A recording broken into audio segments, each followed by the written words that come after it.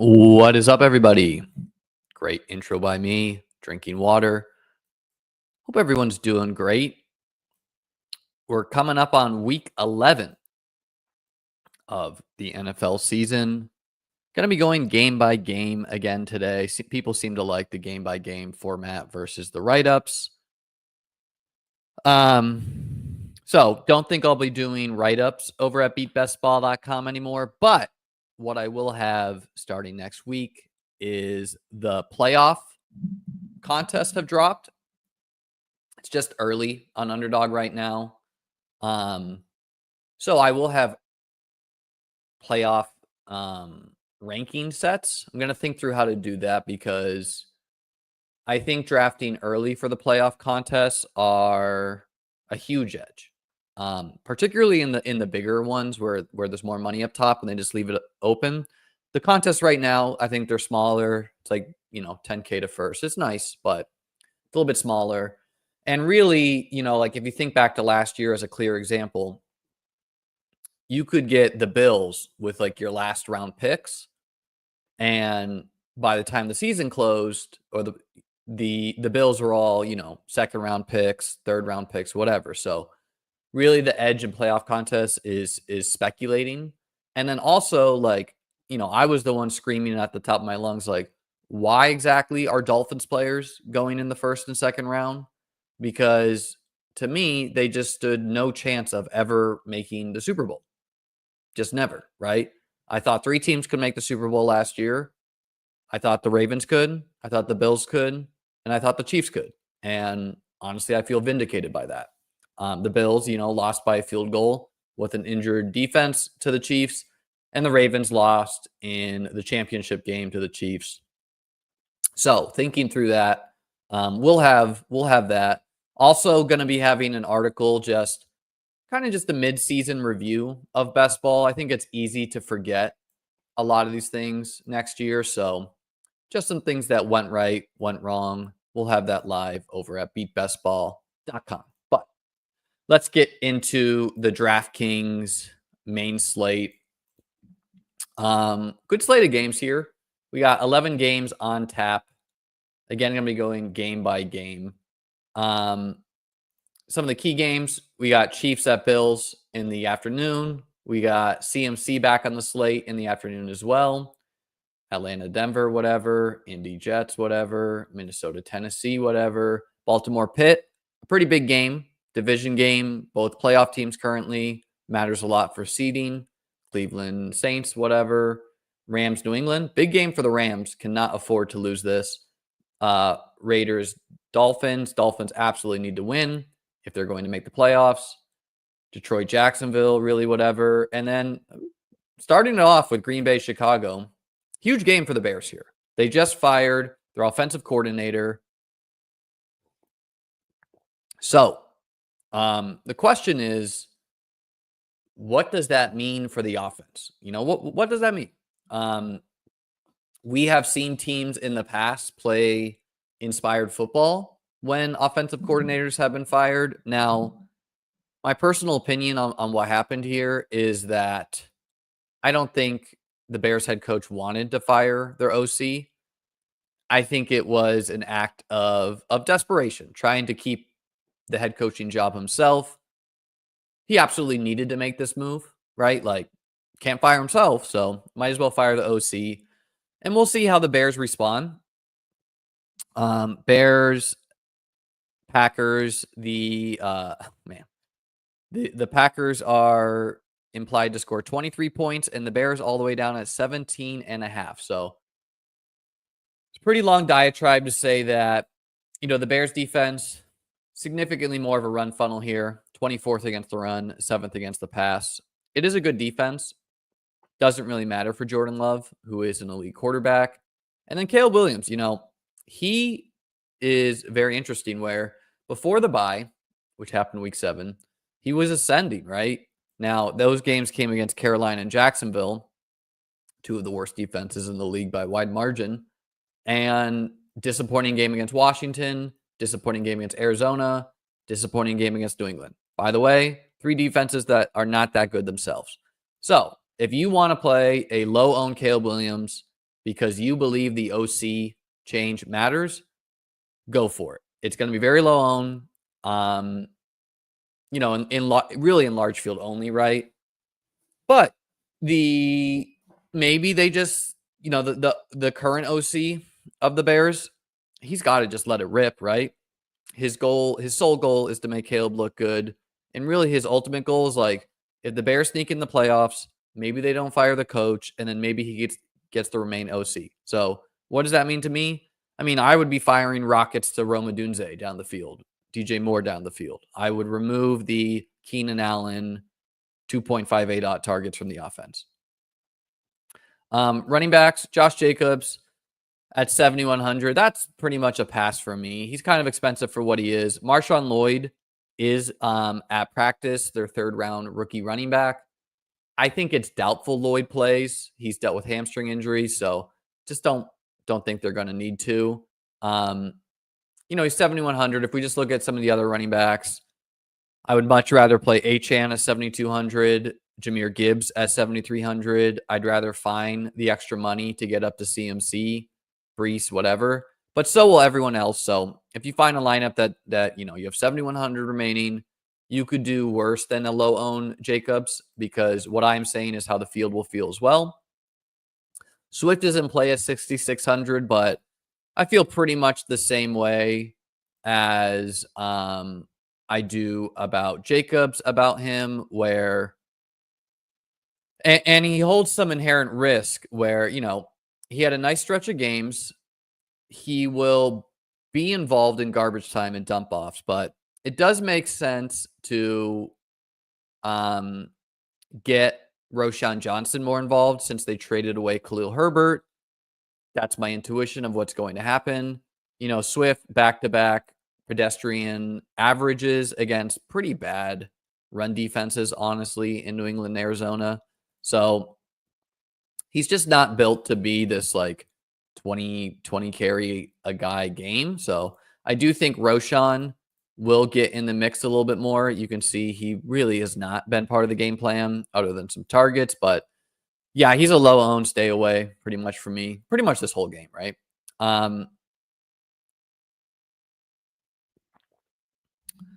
Jaden Reed, though, at 6,400, I kind of think he is a pretty great play, where if we look at the other wide receivers, okay, we got cheap DK Metcalf. That's nice. Jaden Reed is nice.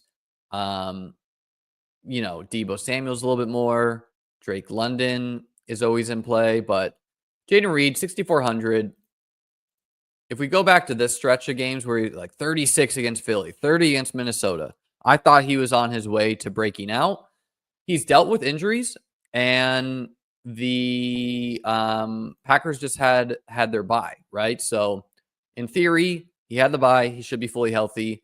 I think Jaden Reed is a fantastic play at 6,400. He's going to have to do it early, right? Because they probably will be salting this game away late, but you're getting a guy who in best ball drafts would be a third round pick at 6,400. Seems pretty reasonable to me. I can't do DJ Moore at 6K. Can't do Keenan. Romeo Doubs is fine, but not for me. Christian Watson, it's very thin at 5,200. Rome Odunze is really the only other guy I'm interested in. He's 5K.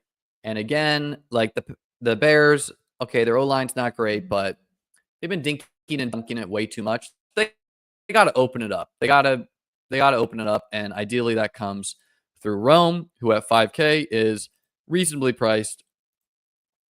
Looking at the, 5K for Rome Odunze, 5K for Dontavian Wicks, 4,800 for Deontay Johnson, 4,700 for Demario Douglas.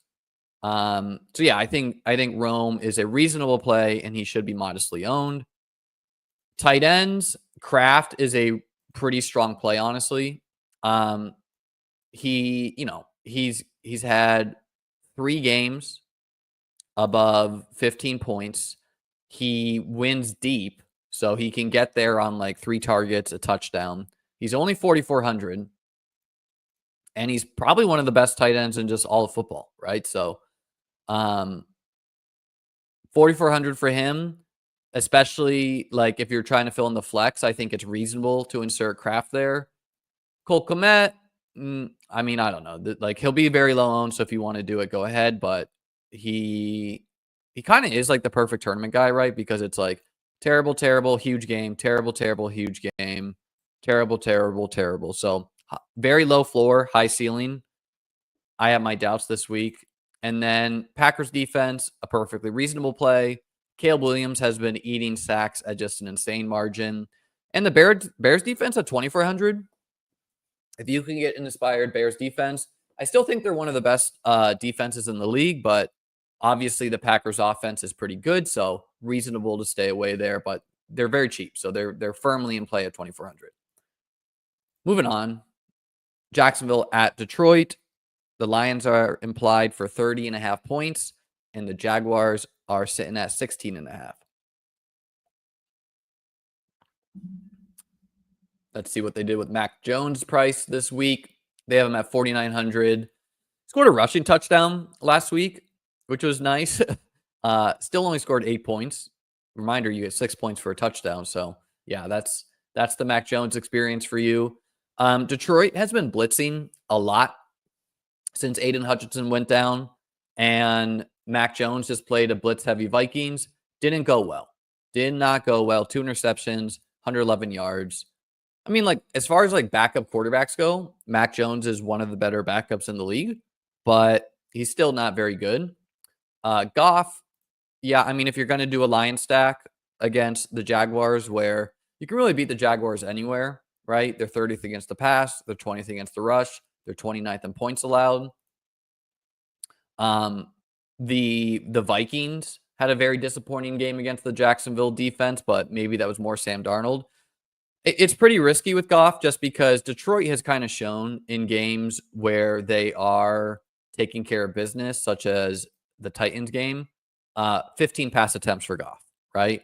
And so, or how about this game against Seattle? They won 42-29, 18 pass attempts for Goff. Now, Goff had 28 points in that, but he's just not going to be a heavy volume passer this week, assuming that the Lions win, which they almost assuredly would. And then, yeah, Mac Jones, not for me either. Gibbs, I think he's a very strong player at 7,300. Not only did he, in a trailing game script against Houston, of course he was going to play more. But what's notable is 19 rush attempts for him, 12 attempts for Montgomery. So pretty nice that Gibbs has just been used more off the bye. Huge ceiling. I could see him being forgotten about in the salary range. Again, I think people would probably find the $1,000 for Christian McCaffrey. And there's some other running backs that should insulate his ownership. And he's just like the ultimate, like, take a ball from the 20 and go score an 80-yard touchdown. So I think he's a very strong tournament play. Montgomery, not as strong of a tournament play. The way he gets there, obviously, is like people get tackled at the 1-yard line a bunch and he punches in the touchdowns. He has a high floor. But his ceiling really is not what you want for tournaments, right? One game above 24, one game at 24 points, one game at 21. And then honestly, like these games at like 16, 17, 15, like these are fine for best ball, but for DFS tournaments, they're not what you want, right? So he should be low owned, but still not for me. I don't want to do any of the Jacksonville running backs, especially with Tank maybe playing more this week. Wide receiver, Amon-Ra is reasonable, but he's just not been as target dominant this year on the Lions, with them just winning a lot of games. They don't need to pass as much. Their defense is better as well. So he'll be low owned at 8K, but for a reason. Brian, like all of the Jacksonville guys, I just can't do it. But I have hopes for Brian Thomas. He's 6,100. It is much easier to pass on the Lions, 28th against the pass versus run.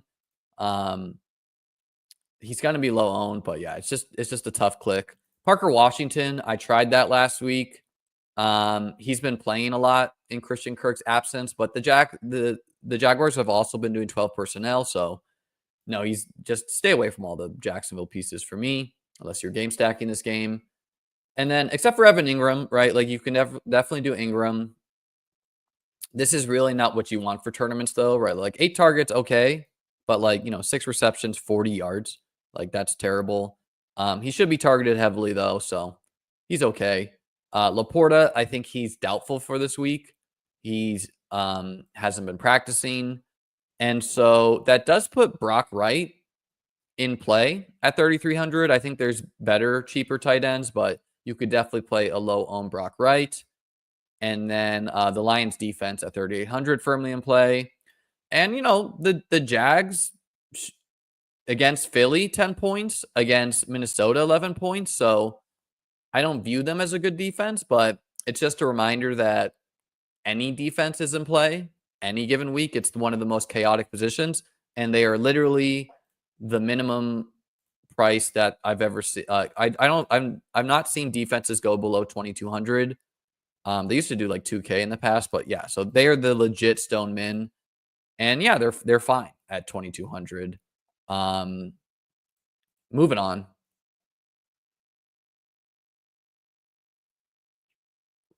Why don't you throw those shades on for us, Liam? Okay, well, I can't see it all. Is the issue? The Dolphins sitting at an implied team total of 25 3/4 versus the Raiders sitting at 18 1/4. Tua is a reasonable click at 6K. The Raiders are more of a run funnel, 22nd against the rush, 11th against the pass. But, the way Tua typically will get there is efficiency. So either a dump off to Achane, he goes scores for you. A dump off to Tyreek, he goes scores for you. Tua with Achane and Tyreek. Tua with Waddle and Achane. Tua with Tyreek and Waddle. Tua with Jonnu Smith and Achane. Tua with Tyreek and Jonnu. I think these are all reasonable doubles to roll out. This game is more game stackable to me than the past ones. I honestly don't know who's going to be the Raiders quarterback this week. It's Gardner, I guess, still. So yeah, I mean, he's 5K. Do that if you wish. Not for me. Achane, one of the strongest plays of the week. He is 7,200. And what the Dolphins showed against the Rams is that Achane was pretty much just like a full-time guy. They were like, okay, Mostert, not anymore. And then Jalen Wright, they just don't really trust as much. And Achane, when he's involved in the run, he's involved in the pass, just a very high floor ceiling combo. He's gotten there almost every week with Tua, last week being one of the only ones he is not. And again, it's a run funnel. So very, very strong play. I will be playing Achane on a lot of lineups that I play. Mostert can't do it except at, huge Millie Maker fields. Madison, you can do it. He's 5,500. Miami's front seven is not that good. So you can run on them. But, I'd probably rather just do other things. Jalen Wright, you probably want to see him actually operate as a clear 2, 5 rush attempts last week as the number 2 running back. No, you can't do that. Mostert did get he got rushing attempts. Oh, no, he didn't. He got no rushing attempts. He got a couple targets, though. So, yeah, you can't do that. Madison's the only guy. But the issue with Madison is that Zamir White is getting in there at the goal line, right? So he stole a goal line touchdown. And then Amir Abdullah is stealing a lot of passing work, right? So if you can get an in-game injury, Madison becomes more reasonable, but no. Tyreek sitting at 7,400, also with a Q tag. I mean, you might be getting a really low-owned Tyreek Hill, which is appealing, right? The Dolphins, they have to view this game as winnable. They view themselves as able to make the playoffs. So Tyreek Hill at 7,400, where, and it's still kind of tough because Puka Nacua is 7,300, Kupp 7,500. It is a weird price range where, I'd much rather play Tyreek than Garrett Wilson or George Pickens. And so, yeah, I think he's appealing, especially if Achane is going to be much higher owned. Waddle, no, man. If you faded Waddle every week, you're feeling good. I faded him in best ball too. He has literally one good week on the season, his first week. He's 5,900.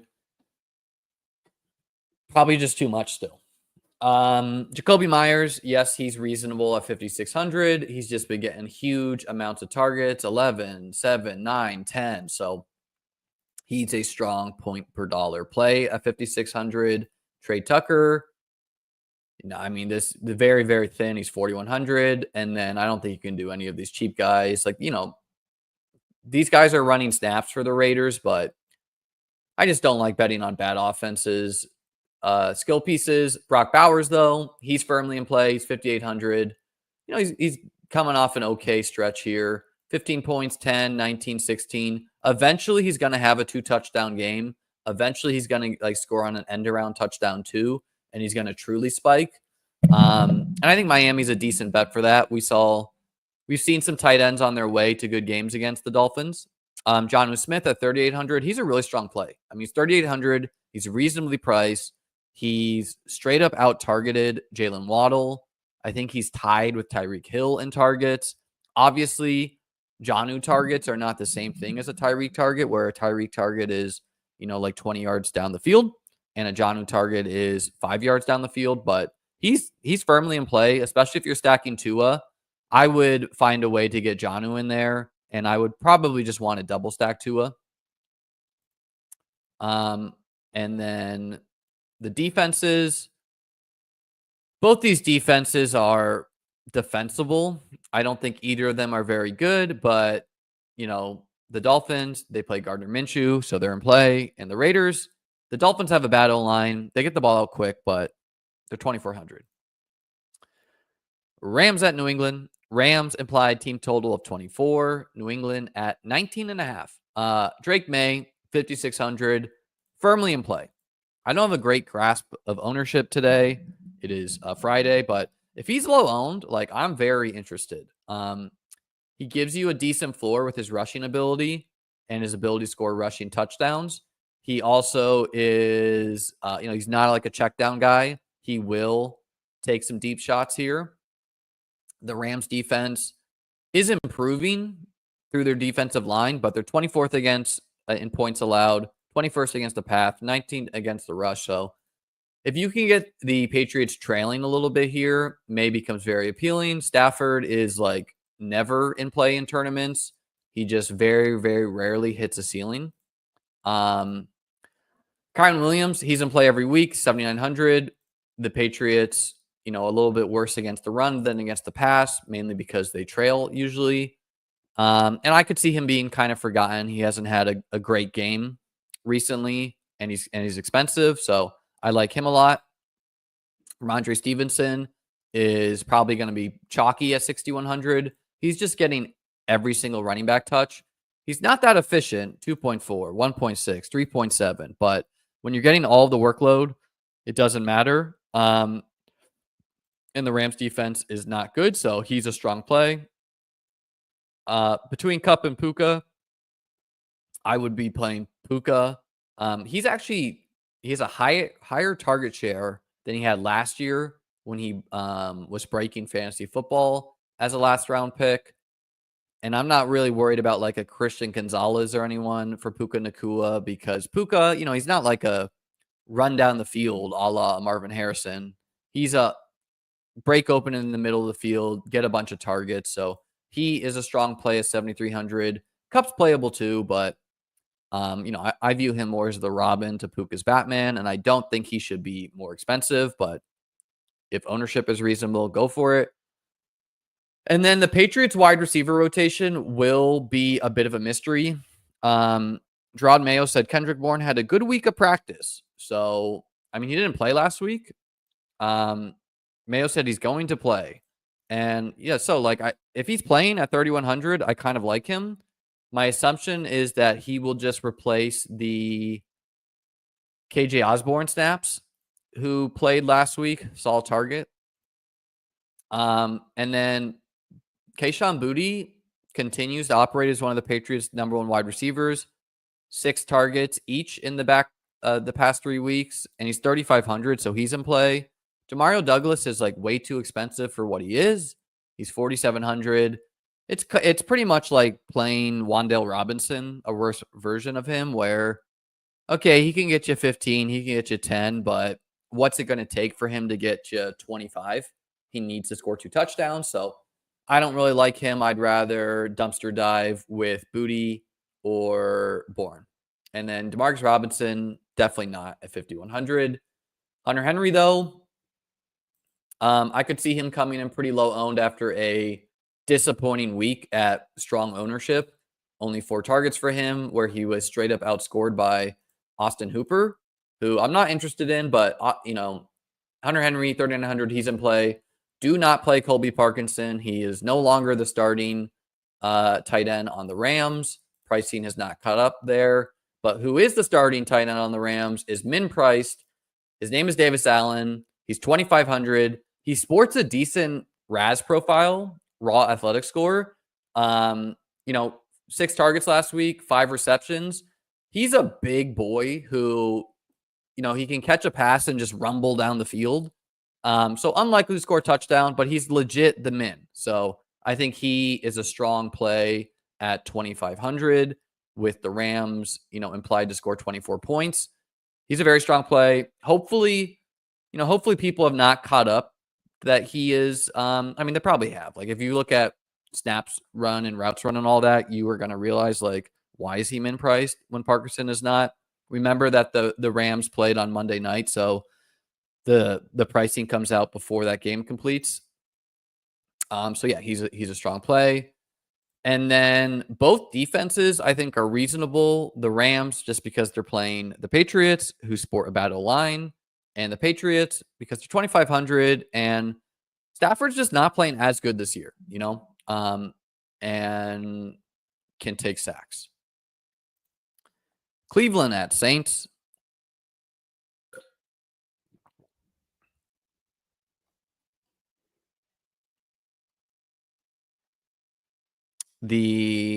Close one here. The Saints implied team total of 22 3/4, and the Browns sitting at 21 3/4. So only a 1-point difference. This game is in New Orleans, so remember that typically equates to 3 points on the spread. Jameis Winston at 5,500, a revenge game. He used to be a Saint. He is definitely in play. 41 pass attempts against Baltimore, 46 against the Chargers. Now, he had so many pass attempts against both these teams because they were trailing and trying to catch up. The Saints defense remains terrible and injury riddled. They fired their head coach as well, where they're 29th against the pass, 27th against the rush, 20th in points allowed. They're even worse than that. They don't have a lot of guys on offense, but 5,500 for Jameis, go at it. I'd probably rather play May than him, but he's a strong play. Carr at 5,200 is also reasonable. The Browns defense has got to just give up eventually here. He's always going to have to get there on extreme efficiency because he's never going to pass a lot, but he's playing some okay ball. Alvin Kamara, he's at 8,200. Insane target totals, right? 7, 8, 11, 9, 6. He dropped a 70-yard touchdown pass last week too against Atlanta. It's in the Dome. It's at home. The Browns typically are a little bit more of a run funnel, just due to their strong pass rush. So he's in play, but I don't know. I'd rather play CMC at 8,300, but I've said that every week, and he gets there some weeks, right? So he's reasonable. I don't think you can play any of the Browns running backs. Chubb is probably one of the worst plays on the board at 6K. He's getting rushing attempts. He's very inefficient with them.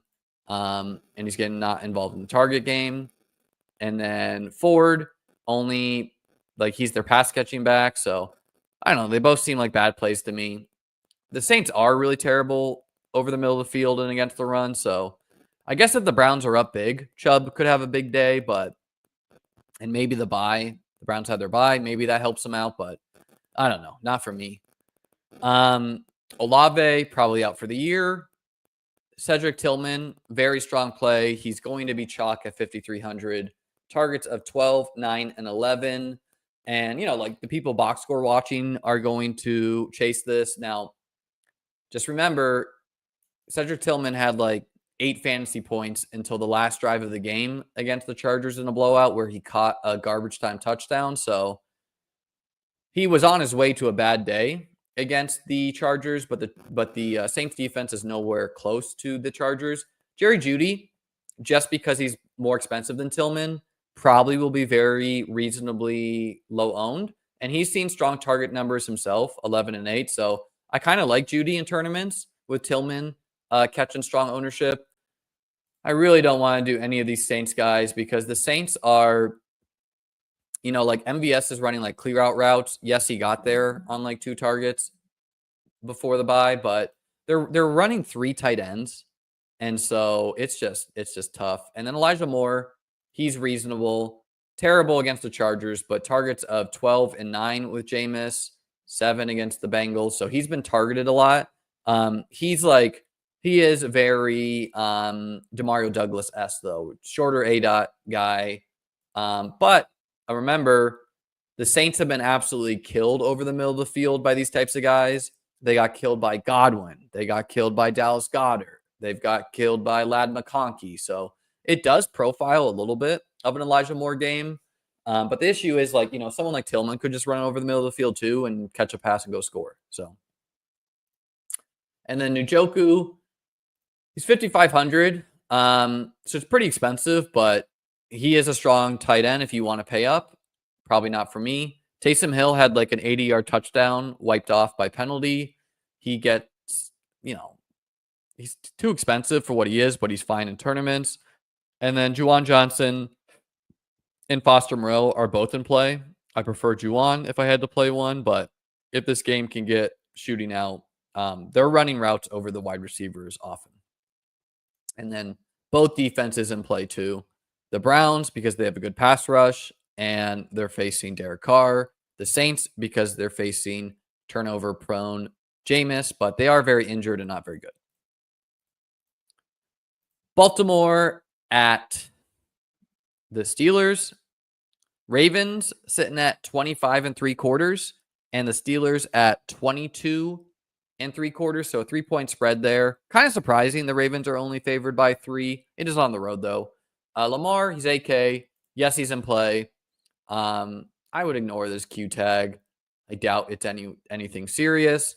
But I mean, he's just smashing every week, right? Literally, he scored over 20 points in all but 1 week where he scored 17.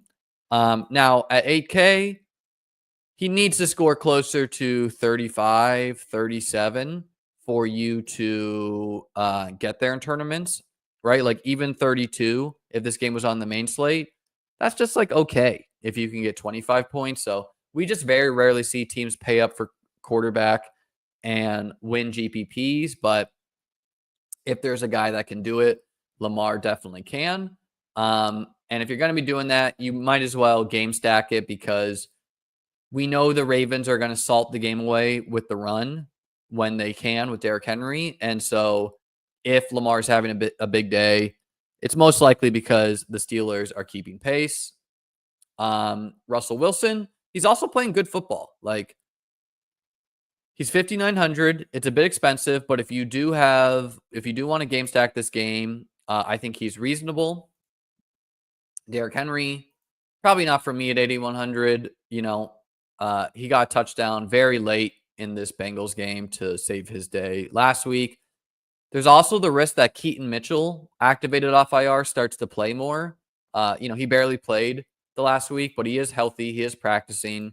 He was very efficient, explosive himself. So it will be the Derrick Henry show if they're salting this away. But if not, you could see Justice and Keaton eat into Henry the rest of the year.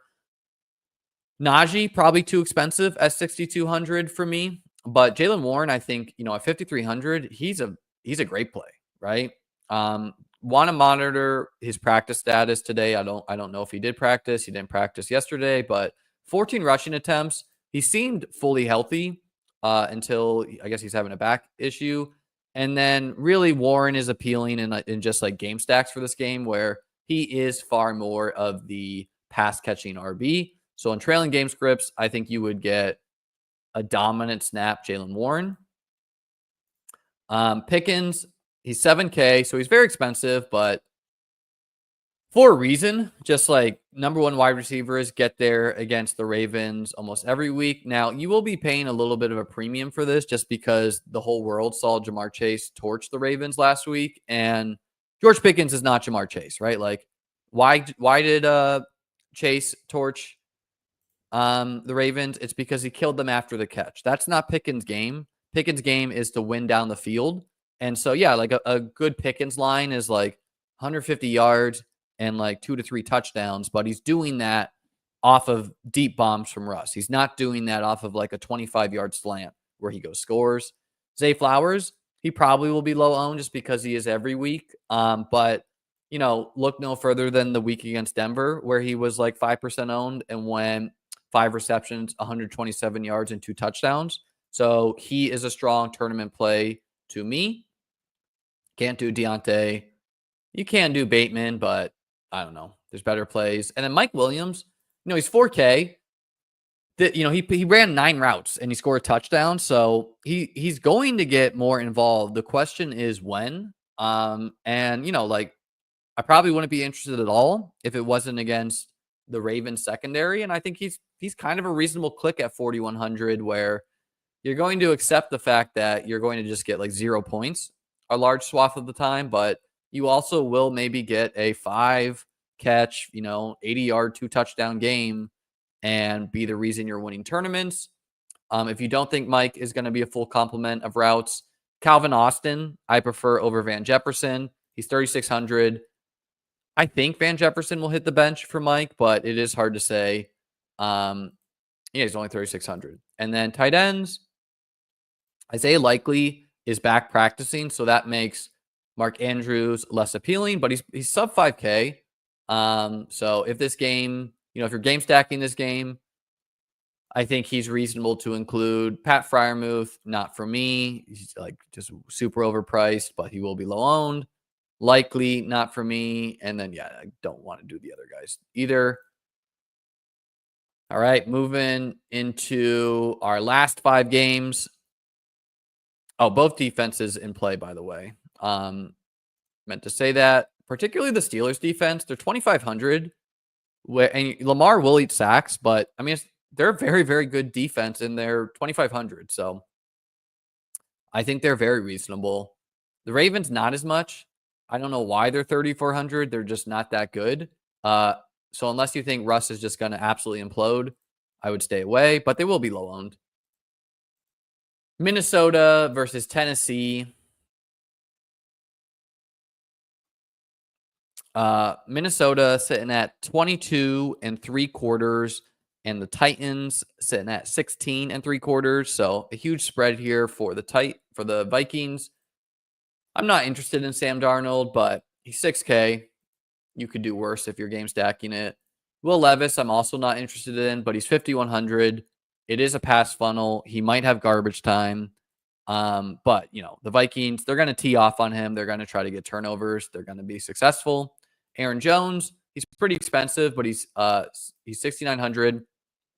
He is definitely in play. We've seen a lot of running backs from the good teams torch the Titans, where they're a really weird team where they're like one of the top defenses as far as like yards allowed, but then they're 27th in points allowed. So what does that mean? It means that like due to turnovers, explosive plays, etc., people are scoring touchdowns on them, but they're not getting huge yardage totals.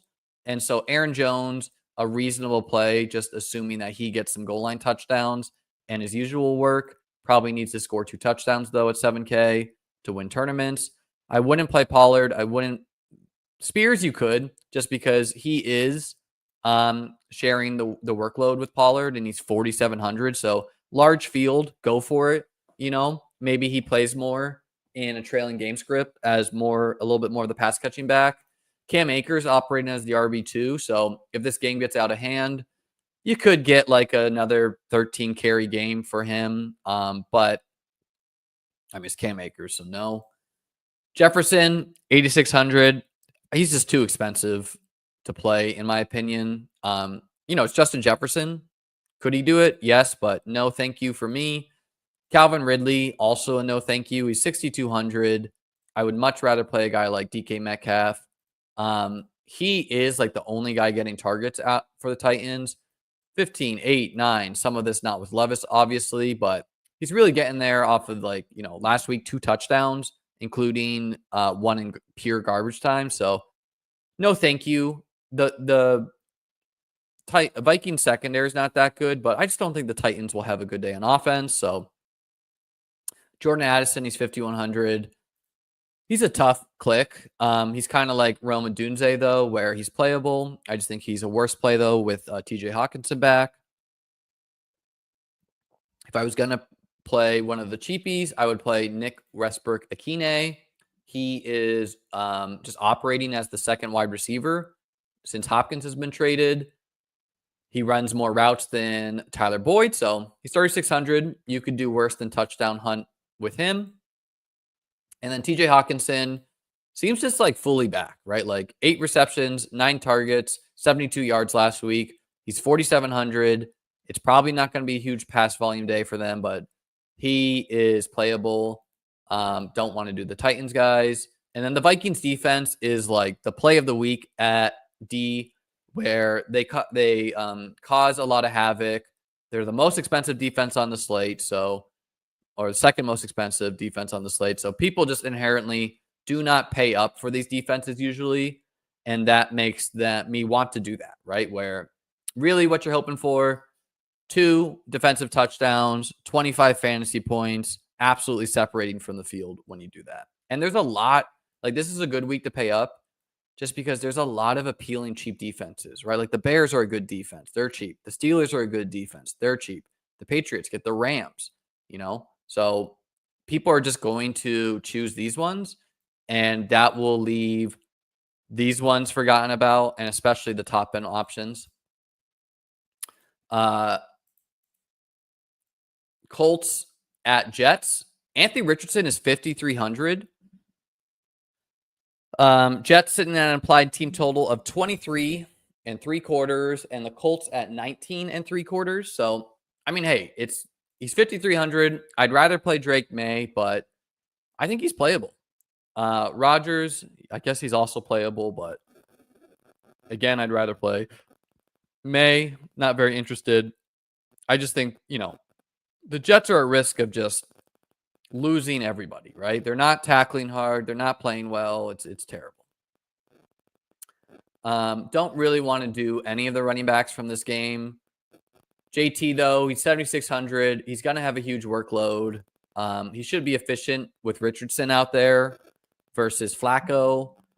Brees, he's just been very, very disappointing this year, right? Like, I don't know. They're both reasonable. Brees especially gets a terrible Colts defense, which is a little bit better since they've gotten some guys back. But like I like JT. The narrative, and I mean it's a fact, but the Jets defense has not been tackling. There's a lot of guys making business decisions out there now. Maybe that continues. Typically, you would assume that, but also when the media really starts talking about that, sometimes you can get some prideful games. But no, I think JT is a really strong play. Brees, not as much. Both Adams and Garrett Wilson are like pretty reasonably priced. They are like the only guys who are getting targets on the Jets. 13 targets for Adams. I think he was the highest expected points last week, so he particularly is a good play, but I don't know. It's really tough to be paying up for expensive pieces of the Jets. I think Josh Downs is far too expensive with Richardson. You're just hoping for a 3-catch, 125-yard, 2-touchdown game, which you can get, but with Michael Pittman looking like he's going to play, that probably takes Adonai Mitchell out of the discussion. But I mean, who knows? Maybe he earned more of his way there. Probably not though. And so yeah, I don't think you can do any of these Colts guys except for like the Millie Maker, where you're just trying to get that Richardson like 30-point game, 8 passes, 2 touchdowns. Xavier Gibson and Malachi Corley were splitting the wide receiver 3 duties. They're both the Stone men. So if you have an affinity for one of these guys, I welcome you to it. And then I don't think you can do any of these tight ends. They're just all pretty terrible despite being cheap. And both defenses are fine. You know, Richardson, prone to make mistakes, obviously. The Jets are 2,800. And the Colts, they're 2,600. They're facing a statue, Aaron Rodgers. Moving on, Atlanta sitting at an implied team total of 21. And the Broncos, an implied team total of 23. So 2-point favorites at home.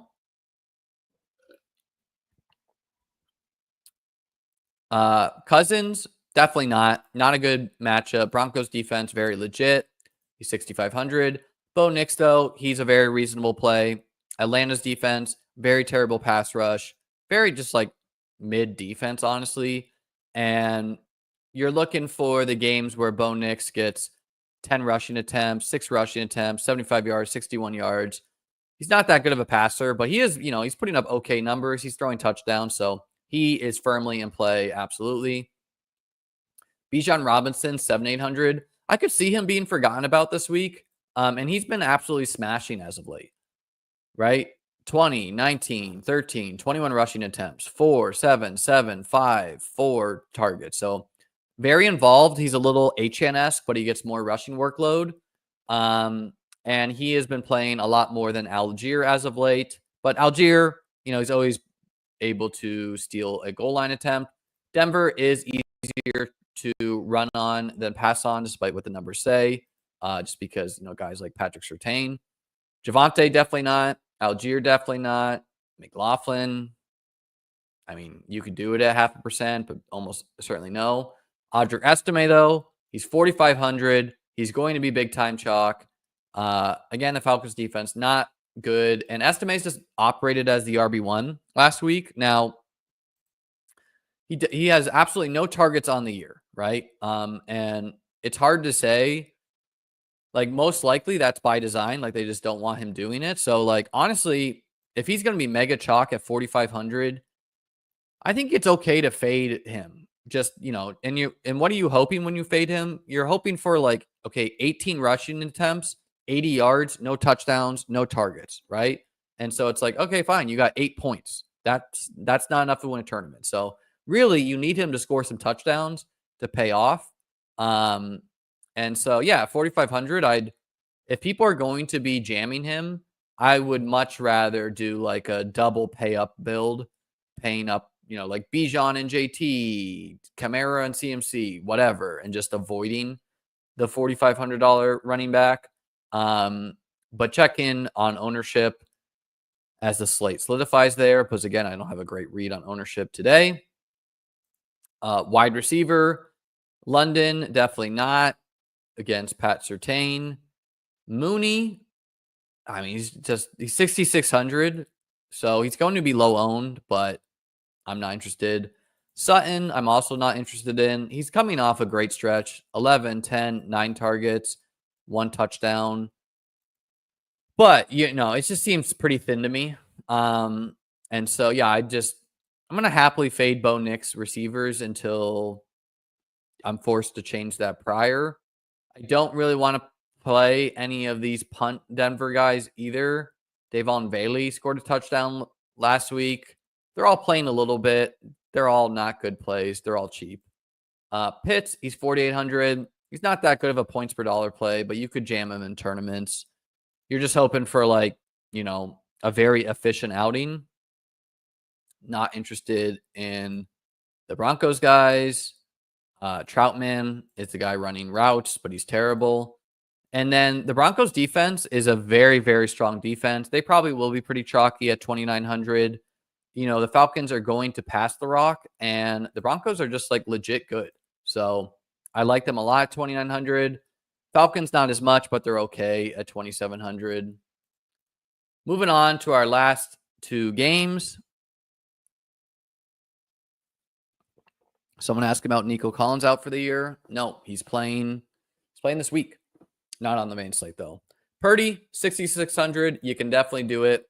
Last time the Niners played Seattle, though, Purdy had a pretty good day. 3 touchdowns, though, right? So you're really betting on efficiency there. Geno, he's 5,700. The Seahawks passed the rock. against San Fran. He had an okay outing, 17 points. They did get killed 36-24. But yeah, he's definitely in play, especially if you're game stacking. CMC, he's going to be. I mean, like I was kind of surprised at how high owned he was last week, where it took a bit of a leap of a faith to just assume he would be a huge workload, and those people were right. He was. He was the only running back playing. 13 rushing attempts, 7 targets, 6 catches. Hitting them with the Q tag, that's just management to me. And so, yeah, I like CMC a lot, but so will the field. Ken Walker, he's reasonable at 7K. He had an okay day against San Fran last time, mainly due to the fact he got 8 targets and 8 catches and scored a touchdown. He's only 7K, though, so reasonably priced. Can't do any of these other guys. You can maybe do Charbonnet in mega large fields. Debo firmly in play. DK Metcalf, very, very strong play. JSN, not a strong play with Metcalf back, but, anything is reasonable. Lockett, no thank you. Jennings, very strong play, 5,300. 11 targets in his first week back there. Now, Tampa's defense is a little bit different than Seattle's defense. Tampa's defense is one of the worst in the league.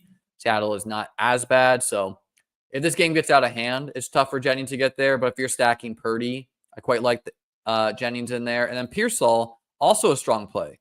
He ran all the routes last week it was pretty much just a 3 wide receiver rotation of Jennings, Pearsall, and Debo. No Chris Conley or anything like that. 4 catches, 6 targets, a touchdown, him scoring a 46-yard touchdown. So, Jennings is probably a stronger play in a vacuum, but Pearsall, he's 4,900. He's reasonably priced. I quite like him. And then Kittle, he's in play every week. He's 6K. Noah Fant, if he doesn't go, that makes AJ Barner reasonable at 5,100. He got 7 targets with Fant missing against the Rams.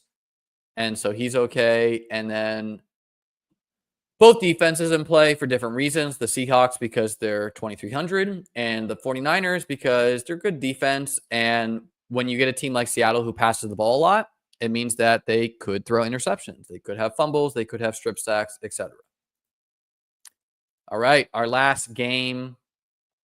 Tend to go a little bit longer for the game-by-game breakdowns, but 49ers, by the way, I meant to say the implied team totals there. 49ers are touchdown favored over Seattle with 27.25. All right, and then our game of the week, the Bills sitting at an implied team total of 24 at home against the Chiefs with an implied team total of 22. Josh Allen, he's 7,800.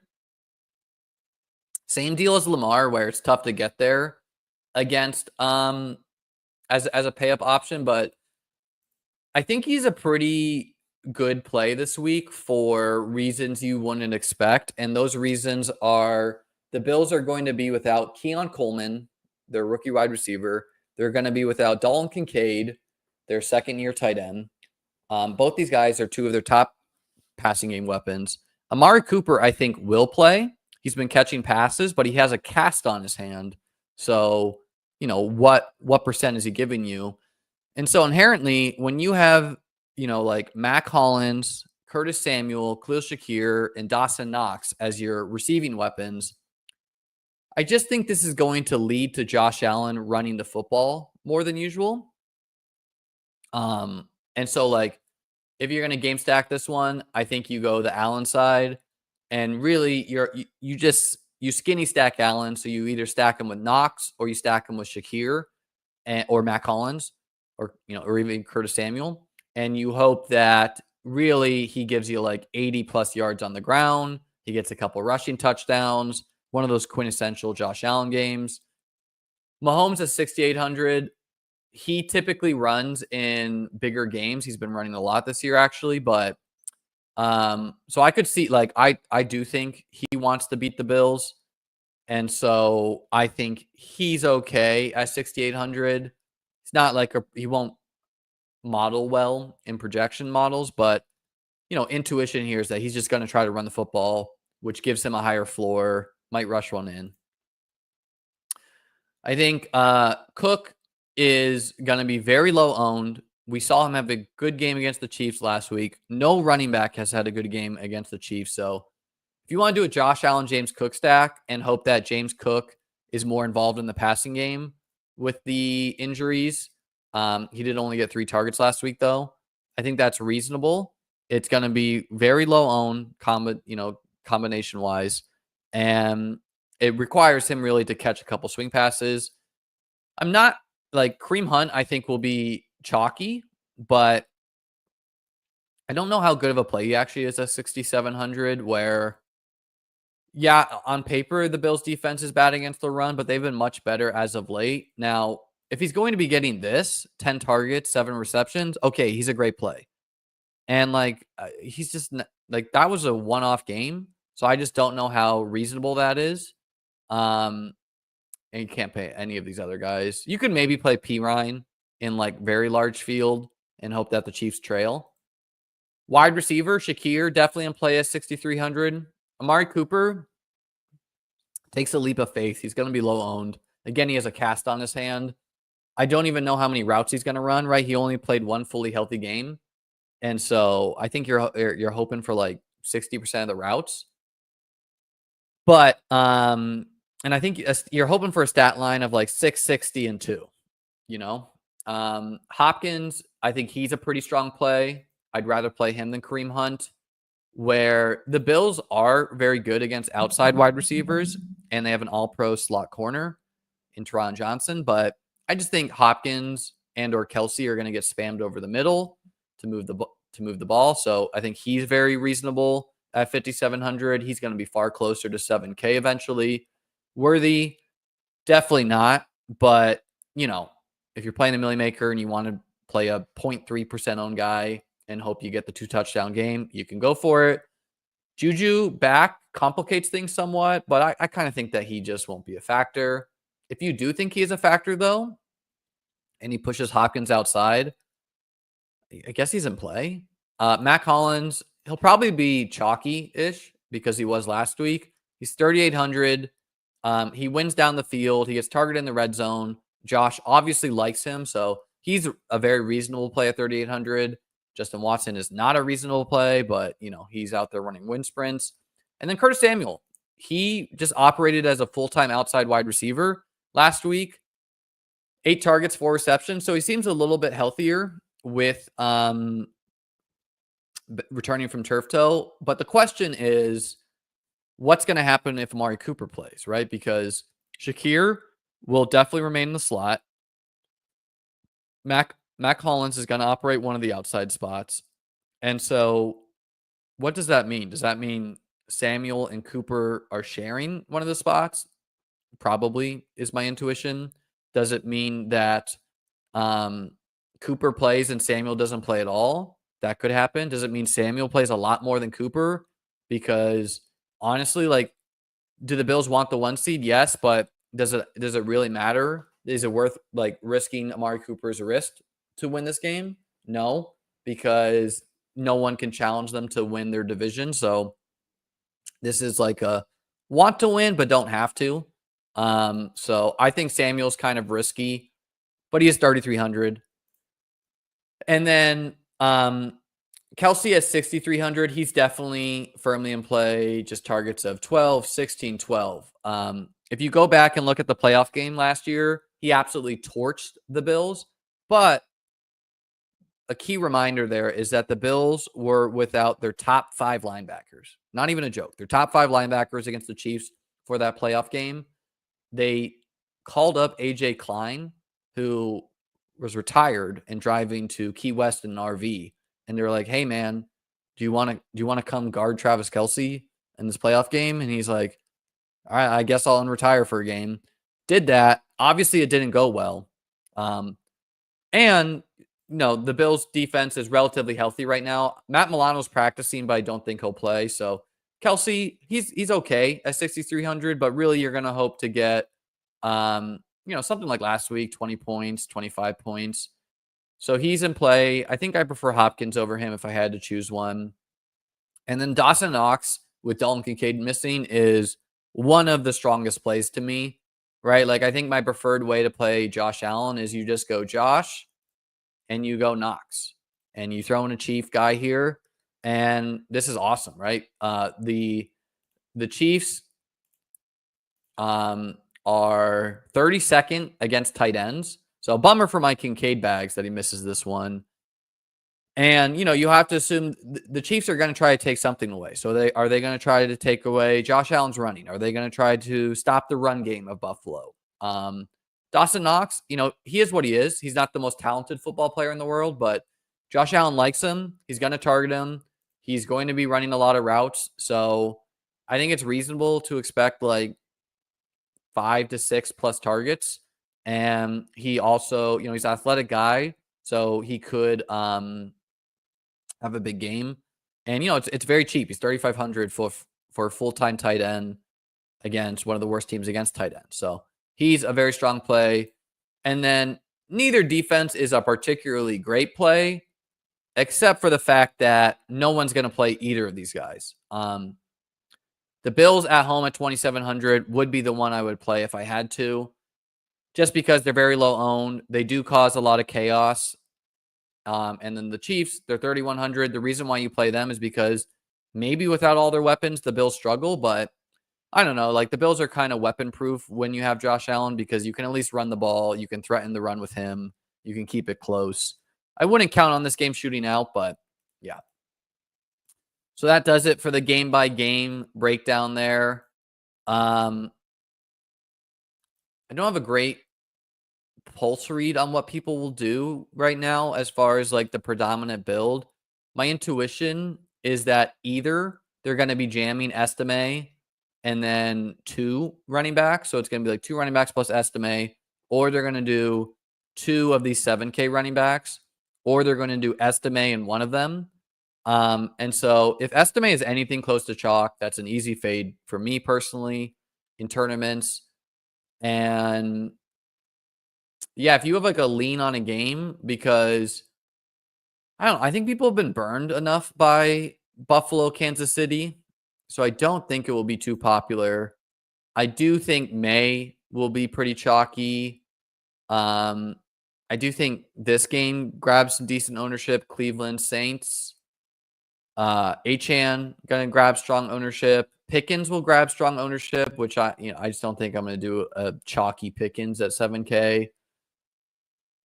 And yeah, that's what I got, guys. So let me know what you think about the game by game breakdowns. Good luck this week to you, to me.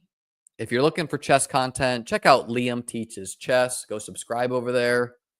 And I will have playoff rankings over at beatbestball.com starting next week. Peace out. Enjoy your day.